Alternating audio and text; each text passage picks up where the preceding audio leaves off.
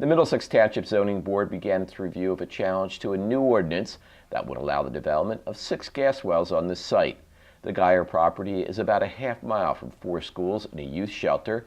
A local parents group, the Delaware Riverkeeper Network, and the Clean Air Council have brought a legal challenge saying pollution from the site and the threat of an explosion puts 3,200 students at risk. The group says the new ordinance is inconsistent with Middlesex Township's comprehensive land use plan and violates the Pennsylvania Constitution. And for zoning to be lawful, for zoning to be constitutional, it has to reflect a balance of community interest. And you can't enact an ordinance that, that disrupts that balance and that puts the interest of one property owner or one set of property owners in front of the interest of the community as a whole. University of Pennsylvania land use expert Professor Tom Daniels testified before the board that the new ordinance allows a heavy industrial use in an area designated for farming and housing. Ordinance 127 is not consistent with maintaining the present rural atmosphere of the township, nor does it channel development into a logical sequence.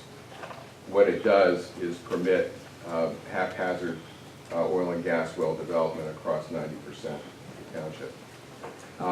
It clearly is contrary to the protection of the public health, safety, and welfare, which is the primary purpose of planning and zoning. An acoustic expert testified that an assessment provided by a Rex Energy consultant on the noise impact from the project was incorrect. Based on my review of their report, they seem to be confusing the sound transmission class with the barrier insertion loss and erroneously stating the level of reduction that can be achieved by a noise barrier. The various pollution risks caused by shale gas extraction were raised during the hearing. Does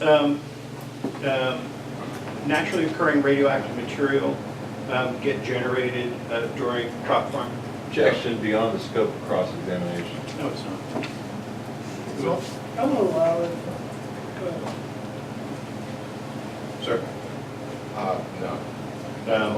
And in your review of the material, is that documented as some of the material that comes to the surface during unconventional hydraulic fracturing? Same objection. So noted. Thank you. Yes, it's common in Pennsylvania that radon comes up with the frac water. Another hearing on the zoning challenge is scheduled for December 29. The outcome of this case could have implications for where shale gas extraction is permitted in the future.